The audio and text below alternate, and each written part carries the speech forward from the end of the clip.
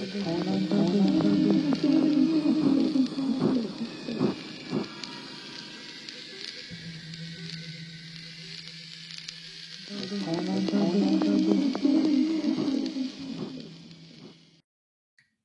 paraît qu'il ne faut pas faire de séance Ouija chez soi, la nuit, et encore moins appeler le démon Zozo. Ok, on va essayer. Bonjour à tous, je m'appelle Vanessa, je suis chercheuse en paranormal et j'observe les phénomènes paranormaux directement sur le terrain. Bienvenue dans Chambre 13. Alors, Chambre 13, c'est un endroit où on teste toutes les choses qui ne sont pas recommandées dans le paranormal. Aujourd'hui, on va tester un classique, ce qui semble le plus dangereux dans le paranormal, ce qui n'est pas du tout recommandé de faire, le Ouija. Alors, si on reprend les croyances universelles, faire une séance de Ouija serait dangereux et pourrait favoriser les possessions.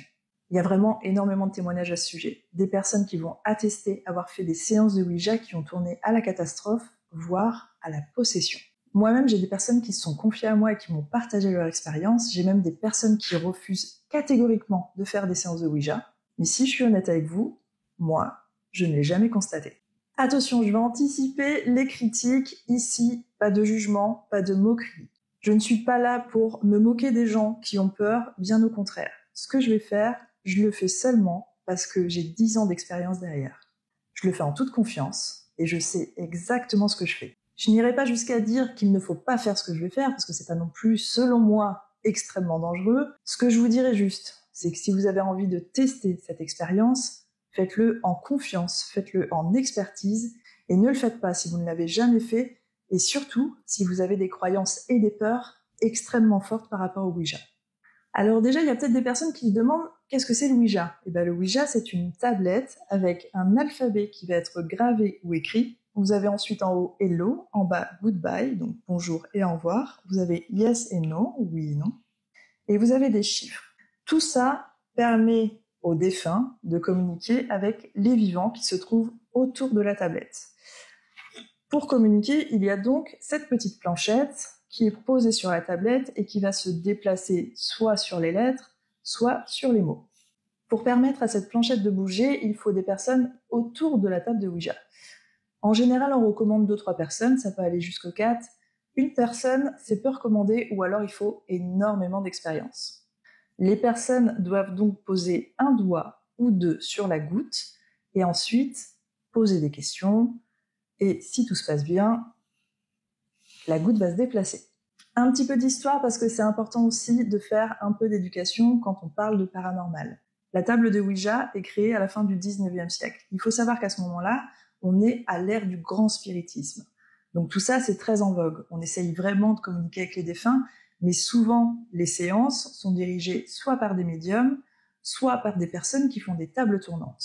Donc ce n'est pas à la fin du 19e qu'on a créé le spiritisme. Les communications avec les défunts ont toujours plus ou moins existé, au travers de chamans, au travers de médiums, mais pour un petit peu démocratiser cette méthode et la faciliter, on a donc créé une table de Ouija. Et quand cet outil est créé, il est vraiment créé pour échanger et communiquer avec les défunts, et surtout pour permettre à toute personne de pouvoir le faire sans présence de médium. Il faut savoir que dès sa sortie, ça a été un énorme succès, et j'ai presque envie de dire jusqu'à ce jour, sauf que depuis quelques années, les gens en ont extrêmement peur. La petite anecdote rigolote, et je pense que vous le savez, c'est qu'à un moment, Hasbro a racheté le concept. Hasbro a sorti la table de Ouija sous forme de jeu de société. Donc littéralement, les gens achetaient des tables de Ouija pour jouer en famille. Tiens, si on appelait papy ce soir. Sympa. Si sur le papier, la table de Ouija paraît merveilleuse parce qu'elle permet de contacter nos défunts, elle pourrait aussi potentiellement permettre de contacter des démons. Ça, c'est un message qui a été véhiculé par la religion catholique et qui affirme également que si on fait des séances de Ouija, on va finir possédé. Et cet avertissement n'est pas tombé dans l'oreille d'un sourd puisque beaucoup de réalisateurs ont par la suite décidé de s'inspirer de cet avertissement pour en faire des films d'horreur. Et littéralement, depuis les années 70, le message véhiculé par les films d'horreur est « le Ouija est dangereux, le Ouija va vous tuer, le Ouija va vous posséder ». Donc, c'est très très facile de comprendre pourquoi aujourd'hui les gens ont peur du Ouija, pourquoi ils ont des a priori, pourquoi ils ne veulent pas l'utiliser, et je le comprends complètement. Si vous voulez tout savoir, moi j'ai longtemps été énormément sceptique. Je voyais des vidéos de personnes qui participaient au Ouija et pour moi c'était flagrant, c'était fake, C'était pas du tout intéressant et j'avais pas du tout envie de l'intégrer à mes recherches. Mais un jour, la curiosité m'a poussé quand même à tester. Et j'ai trouvé ça intéressant finalement. J'ai donc participé à des séances, mais surtout, j'ai beaucoup observé. Si vous ne le savez pas, pendant 10 ans, j'ai organisé des événements Ghost Hunt. Les événements Ghost Hunt sont organisés dans des lieux présumés hantés, où des personnes qui ont envie de savoir ce que c'est qu'être chasseur de fantômes viennent le temps d'une soirée, participent à des ateliers qui sont encadrés par des experts, et vont passer ainsi la soirée dans un lieu présumé hanté. Pendant 10 ans, j'ai organisé des événements Ghost Hunt et j'ai aussi encadré des ateliers, et il faut savoir que sur chaque soirée, il y avait un atelier Ouija. Chaque année, j'organisais environ 10 soirées. Sur chaque soirée, il y avait entre 30 et 40 participants. Au total, sur mes événements, il y a eu environ 3000 personnes. 3000 personnes pendant 10 ans qui ont fait du Ouija et 3000 personnes que j'ai pu observer. Donc vous voyez, quand je vous parle d'expertise, c'est pas moi qui ai fait 1 ou 2 séances avec des amis, c'est vraiment moi qui ai fait une étude et des recherches sur le Ouija pendant 10 ans. On est vraiment ici sur un procédé scientifique, un procédé d'observation qui pourrait être utilisé par la parapsychologie. Et alors vous me direz, quels ont été les résultats d'observation ? Ce que j'ai observé déjà, c'est qu'à 90%, les séances de Ouija fonctionnaient. J'ai constaté également que autour d'une table de Ouija, si les personnes se connaissaient, il y avait plus de chances que cela fonctionne que si les gens ne se connaissaient pas. J'ai constaté également que les défunts qui venaient communiquer sur la table de Ouija étaient souvent un ou des défunts d'une des personnes du groupe autour de la table. Et lorsque le défunt était connu, les informations recueillies étaient traçables et authentiques. Mais par contre, parfois, il y avait des défunts qui n'étaient pas du tout connus. Il y avait des histoires qui se tissaient au fur et à mesure des séances, des informations qui étaient recueillies, mais par contre, après recherche, aucune de ces informations n'était vérifiable ou authentique. Avec beaucoup d'observations et d'expertise, on peut aussi constater que sur une séance de Ouija, il y a toujours un lead, une personne qui a l'air de diriger la séance sans même s'en rendre compte. Ça, c'est important parce que sinon, les gens peuvent penser que c'est fake. Bien au contraire, c'est la personne qui va être plus ou moins médium. Et ça va se reconnaître à quoi ? C'est une personne dont la main va partir une demi-seconde avant les autres. C'est aussi une personne qui va anticiper les réponses alors qu'elles sont en train d'être rédigées. Une autre conclusion, c'est que je n'ai jamais vu une séance mal tournée. Et mieux encore, je n'ai jamais vu quelqu'un être possédé. Par contre, sur certaines séances, on a bien vu ce Zozo apparaître. Et vous savez, il y a toute une théorie autour de Zozo qui serait un démon qui favoriserait justement la possession. Ce Zozo, il est bien apparu lors de certaines séances et pourtant personne n'a fini possédé. Alors pourquoi ? Il y a une autre théorie qui est intéressante pour ce Zozo, je vais vous montrer. Zozo, vous voyez, le Z est là, le O est là. Et littéralement, ça fait ça quand il y a Zozo, ok ? Et ça le fait aussi avec ma main. M qui est ici, A qui est ici. M, A. Vous comprenez ou pas ? Zozo, ma main. Et ça fait toujours peur. Parce que ça a été véhiculé dans les films d'horreur et aussi avec certains groupes d'enquête comme Ghost Adventures. Le démon Zozo vient littéralement de Ghost Adventures. Nous, en tout cas, avec les recherches qu'on a fait, on estime que quand la planche fait ça, c'est du calibrage. La planche se calibre, ou alors le groupe se calibre. Moi, je vous parle ici de mon expérience. Il faut savoir que j'ai un ami dans ce milieu qui s'appelle River James. Il a une chaîne qui s'appelle River James Phantom. Il fait des enquêtes. Il faut savoir aussi qu'il a fait une thèse sur le Ouija. Et ce qu'il a fait, et ce qu'il a observé, et ses théories sont absolument fascinantes. J'ai pas envie de parler pour lui, donc je vous invite à aller directement sur sa chaîne. Alors du coup, avec tout ce que je vous ai dit, on pourrait se demander, mais alors, si ça fonctionne réellement, puisque ça fonctionne réellement, pour moi, les séances ne sont pas fake, il y a peut-être des gens qui font du fake, mais sur tout ce que j'ai observé, j'ai pas vu du fake, allez, on va dire peut-être 1% de fake. Donc, 99% de séances authentiques, pourquoi ça fonctionne du coup ? Première solution, ça pourrait être de véritables communications défunts, tout simplement. Deuxième solution, et ça ressort beaucoup, c'est l'effet idéomoteur. C'est le simple fait de reproduire des mouvements musculaires sans même s'en rendre compte. Troisième solution, la macro-PK. Un individu qui fait partie du groupe autour de la table agirait sur la goutte grâce à son esprit. On appelle ça la macro-PK. Un membre du groupe autour de la table de Ouija serait un méganome ou un médium. Cinquième solution, Un membre du groupe, et toujours sans s'en rendre compte, aurait accès aux archives akashiques, qui est un petit peu la conscience universelle. Et 6e solution, ça pourrait être un drop-in communicator, qui est en fait une entité, pas forcément un défunt, qui viendrait communiquer véritablement et qui apporterait de vraies infos. Donc vous voyez, il y a beaucoup de solutions. Moi, je ne tire pas forcément de conclusion de toutes les séances que j'ai observées, néanmoins, bien sûr, j'ai un avis, et si ce soir, je me tente à appeler le démon Zozo à la table de Ouija de nuit chez moi, dans la chambre 13, c'est évidemment que mon avis est plutôt tourné vers d'autres choses que des communications défunts ou démons. Mais du coup, pour le vérifier, il faut qu'on le teste, et c'est ce qu'on va faire tout de suite. Je vous propose qu'on fasse cette séance, on arrête de parler, on passe à l'action. Je vais juste préciser un petit truc. Selon moi, faire une séance seule, c'est pas que c'est dangereux, c'est surtout qu'il y a très peu de chances que ça fonctionne. Je sais que des personnes m'ont déjà dit qu'ils arrivaient à faire des séances seules chez eux, et c'est très bien. Moi, je n'ai jamais réussi, tout simplement parce que je pense que c'est une question d'énergie, une question également d'émotion qu'on va ajouter du coup à ce qu'on est en train de faire. Et quand on a peur ou quand on a de fortes croyances, il faut savoir que tout ça, ça alimente beaucoup les phénomènes. Moi là, je suis plutôt sereine, donc on va voir ce que ça donne, mais on sait jamais, honnêtement. Je mets sur le côté, du coup, pour appuyer cette séance, un nounours pod que je vais allumer tout de suite. Donc nounours pod, voilà. Si quelque chose s'en approche, ça s'allume et ça fait du bruit. Je le mets à côté et je le touche pas. Il faut le toucher, du coup, pour que ça fasse du bruit et que ça s'actionne. Et là, ici, on a un pod qui fonctionne comme un térémine. C'est pareil, il faut s'approcher très près de l'antenne.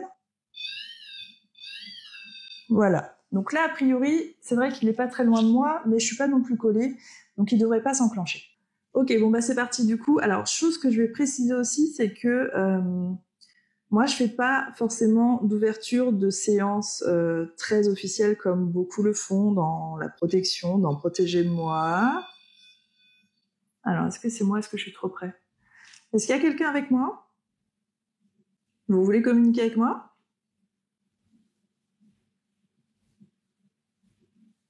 Je sais pas du tout. Moi, je tente.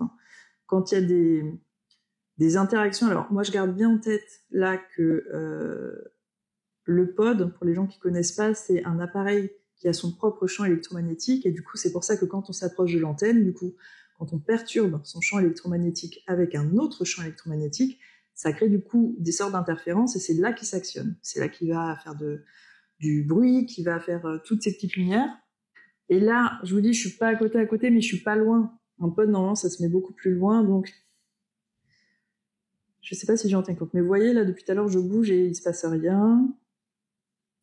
Ok, on va reprendre du coup, puisqu'il n'y a plus de bruit, les deux se sont calmés, c'est parti. Du coup, je vous disais, je vais pas ouvrir la séance avec Protégez-nous, voilà, comme certains font. Moi, je fais une ouverture de séance très simplement, comme je pourrais poser des questions quand j'entre dans un lieu hanté. La seule chose, c'est que moi, mes intentions et ma façon de communiquer va être fluide, respectueuse, toujours polie, et mes intentions sont pures. Donc, à partir de là, pour moi, si on apporte le positif, le résultat est positif. Voilà.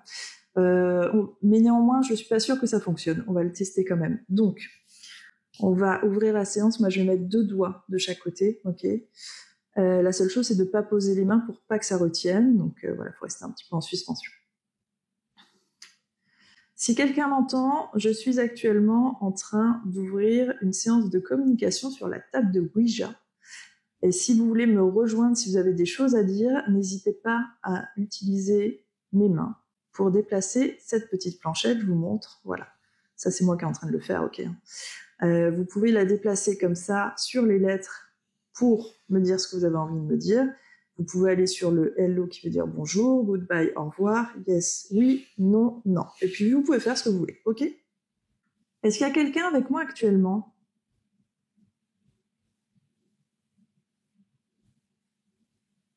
Est-ce qu'il y a quelqu'un actuellement dans la pièce où je me trouve?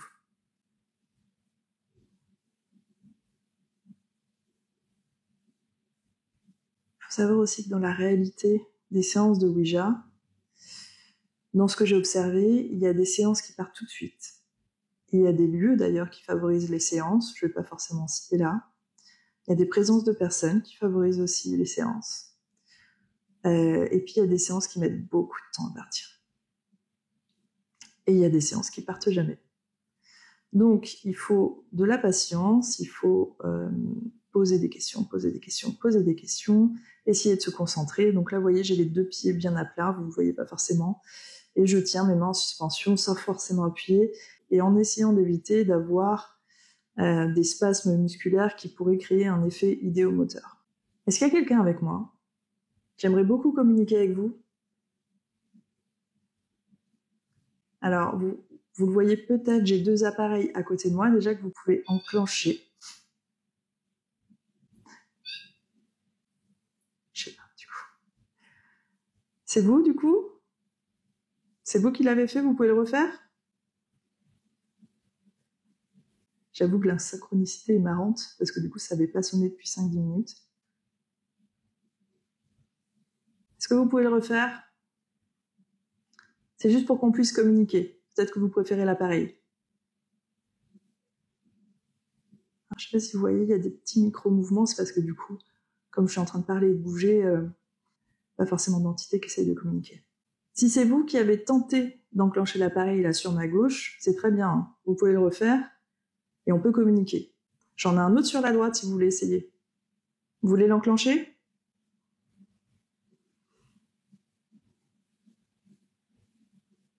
Je crois que le plus long, quand on fait une séance de Ouija et que ça ne fonctionne pas, c'est l'attente. Et les contractions musculaires que ça crée là, j'ai déjà extrêmement mal au niveau des épaules et des omoplates. Et du coup, vous voyez, il y a des micro-mouvements, je vous le dis, ça c'est moi, je le sens. Je le sens, c'est moi qui fais des micro-mouvements avec mes doigts, parce que mes bras, du coup, forcément, ils commencent à trembler. Donc ça, c'est un risque aussi. Mais après, vous voyez, pour moi, des micro-mouvements et un déplacement net comme ça, voilà, il y a bien une différence. C'est pour ça que l'effet idéomoteur, ça fonctionne et ça fonctionne pas. Vous voyez ce que je veux dire? Pour moi, c'est la moins crédible des théories. Je pense que je vais essayer de me repositionner parce que j'ai très mal. Et je vais essayer de trouver une position. Donc, j'ai pas forcément trouvé une meilleure position, mais on va essayer. Alors, j'ai l'oreille qui siffle. Et les médiums vont comprendre ce que je dis, parce que j'ai vu récemment que c'était pour les médiums signe qu'il y avait une présence ou quelqu'un de mort ou une entité essayer de communiquer avec eux. Ok, est-ce qu'il y a quelqu'un qui veut communiquer avec moi? J'ai actuellement 2 appareils et surtout j'ai une table de Ouija. Si vous déplacez la goutte, comme je vous montrais tout à l'heure, voilà, ça vous permet d'écrire ce que vous voulez, littéralement. Donc vous pouvez me donner des informations. Moi, je serais ravie de communiquer avec vous. Est-ce qu'il y a quelqu'un avec moi? Si vous le désirez, vous pouvez me raconter votre histoire. Et vous pouvez aussi me raconter autre chose, quelque chose qui vous tient à cœur. Vous pouvez aussi me dire si vous avez besoin d'aide.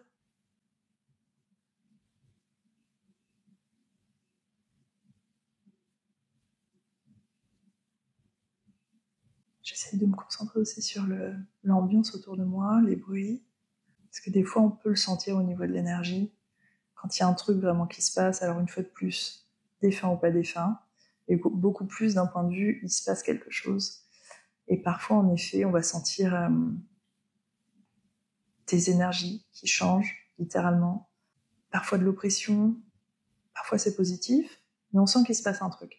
Et parfois, ce qui peut être intéressant, c'est que on va même ressentir au niveau de la table, parce que souvent, une table de Ouija est posée sur une vraie table, on va souvent entendre d'abord la table craquer. C'est drôle, en fait. Parce que c'est comme si d'un coup, tout prenait vie, ou en tout cas, les énergies qui sont véhiculées agissent un petit peu sur la matière, au milieu, au centre du groupe. Donc tout ça, je vous dis une fois de plus, c'est hyper intéressant. Pour moi, c'est vraiment la dîme de la macro-PK, en fait. J'aimerais vraiment communiquer avec quelqu'un, s'il vous plaît, avant que je commence à appeler des gens. Donc là, pour l'instant, j'ouvre la porte à quiconque souhaite communiquer avec moi. Qui est là? Faites-moi signe, du coup. Est-ce que vous êtes plusieurs?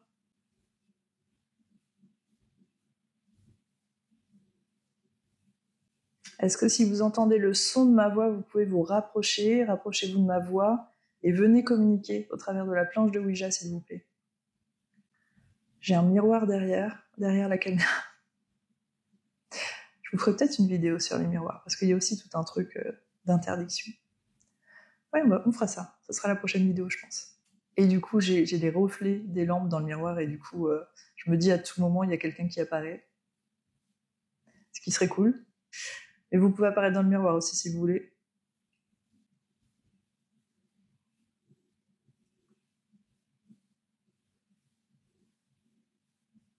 Je vous donne mon énergie là et vous pouvez utiliser mon corps en tant que médium pour communiquer avec moi. C'est comme ça que ça fonctionne. Donc allez-y. Utilisez mes yeux, utilisez mes doigts pour déplacer la goutte. Est-ce qu'il y a quelqu'un? Ok. Bon, vous voyez, c'est un peu compliqué. Je devrais normalement rester bien plus longtemps. C'est juste que là, vraiment, je sens rien, j'entends rien. Et en plus, on va passer au vrai test, qui est d'appeler Zozo. Ok. Du coup, j'appelle quelqu'un, si personne se manifeste. Zozo, est-ce que tu es là?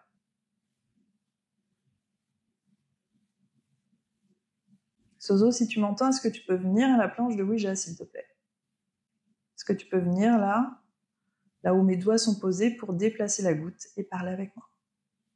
Je tremble beaucoup, hein. C'est pas la peur. C'est très dur de rester dans cette position. J'ai vraiment mal partout. Zozo, si tu m'entends, est-ce que tu peux...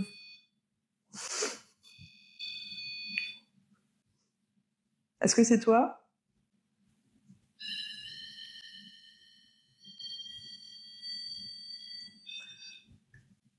Ça, vous voyez ce qui se passe quand c'est dur quand vous êtes sceptique, en fait.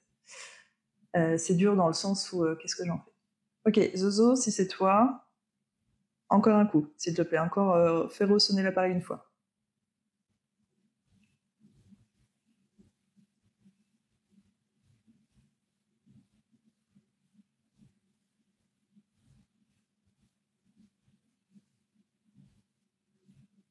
Est-ce que c'est quelqu'un d'autre, du coup? Est-ce que c'est quelqu'un qui veut communiquer avec moi à la planche? Ou juste quelqu'un qui est à côté de moi?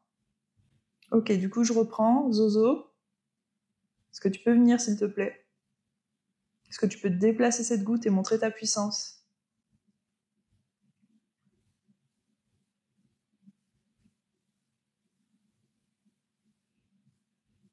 J'appelle Zozo à la planche de Ouija. Zozo, je veux que tu viennes immédiatement. Déplace la gouttelette et montre-moi que tu es là. Écris ton nom.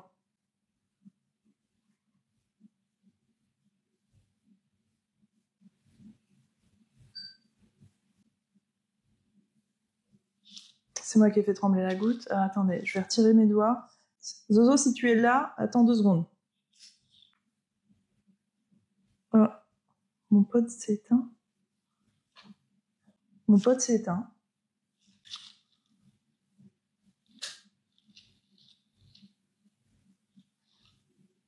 Ok, alors, ça c'est cool quand ça se passe, parce que littéralement, mon pod ne s'allume plus, ce qui veut dire que la pile est complètement déchargée. J'ai changé la pile juste avant, et pour être honnête, là, je pense qu'il s'est même pas passé 1 heure depuis que j'ai lancé l'enregistrement de cette vidéo. Donc, ça arrive souvent quand on fait des enquêtes. Il y a énormément d'énergie qui est puisée sur nos appareils, même sur nous-mêmes parfois, et du coup on fait des raccourcis en disant que voilà, ce sont les entités autour de nous qui puisent toute cette énergie pour pouvoir communiquer et créer des phénomènes paranormaux. C'est une théorie qui n'a jamais été vérifiée, mais en tout cas c'est ce qui se dit quand on part en enquête. Ce que je peux certifier, c'est qu'en effet, le nombre de fois où on a pu avoir du matos qui se déchargeait, mais en 5 minutes, en très peu de temps, alors qu'on venait de changer les piles ou que les batteries étaient remplies à balles, ça c'est vrai, et je pense que tous les enquêteurs vous le diront, donc c'est vraiment vérifiable. Maintenant, le raccourci, pour la conclusion, ça je sais pas. Mais là, j'ai un appareil qui est mort, donc on ne peut compter que sur toi. Est-ce que toi tu es toujours en vie? Oui. continue. Zozo, est-ce que tu es là? S'il te plaît, rejoins-moi. Je sais pas si c'est toi qui as pris toute l'énergie de l'appareil. Il y a un autre sur la droite. Est-ce que tu peux le faire sonner, s'il te plaît?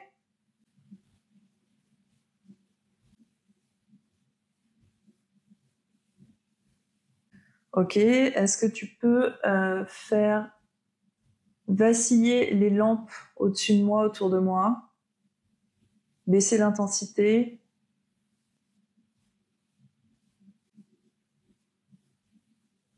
Zozo, je t'appelle depuis tout à l'heure. Je sais pas si c'est toi qui as éteint mon appareil, mais en tout cas, j'aimerais que tu viennes à la table de communication, à la table de Ouija. Est-ce que tu peux me rejoindre, s'il te plaît? Est-ce que tu peux me montrer à quel point tu es puissant et écrire Zozo sur la table, s'il te plaît? Écris ton prénom.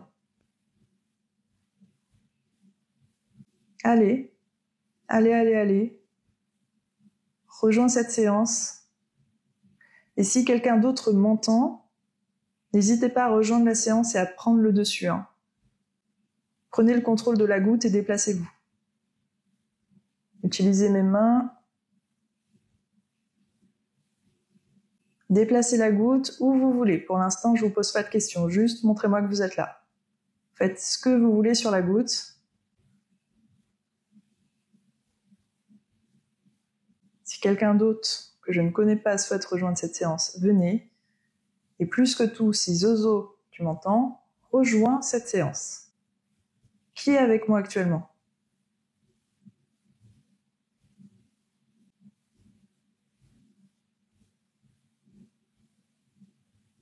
Vous voyez mes doigts là? Commence à devenir compliqué. Après, si vous avez un message à faire passer, sachant que des personnes vont regarder cette vidéo, n'hésitez pas. Est-ce que vous voulez passer un message à un de vos proches?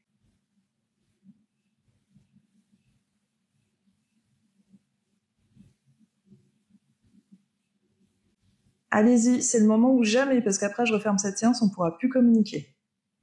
Donc si vous voulez vous déplacer, Zozo, c'est le moment ou jamais de montrer ta puissance. Les gens croient en toi, et moi j'aimerais pouvoir croire en toi aussi. Montre-moi que tu es là.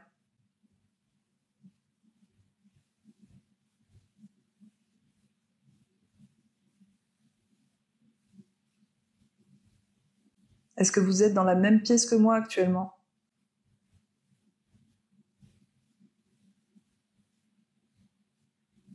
Est-ce que vous êtes ailleurs, dans une autre dimension?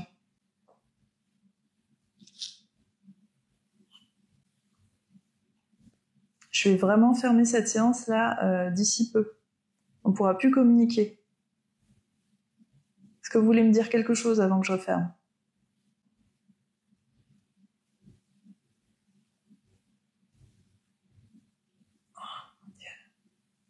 Ok. Bon, ça, c'est la séance. Je voulais bien sûr pas laisser en entier, mais elle est très longue et là, elle ne mène à rien. Et juste des spasmes et des crampes qui font que ça va devenir désagréable. Du coup, je vais refermer cette séance. Pas un grand cérémonial, une fois de plus, mais je vais juste leur dire que j'arrête. Ok, je vais retirer mes doigts, j'arrête la séance, tout simplement. Donc à partir de ce moment, vous ne pouvez plus communiquer avec moi. Je vous remercie néanmoins si vous m'avez entendu, écouté, si vous avez tenté quelque chose.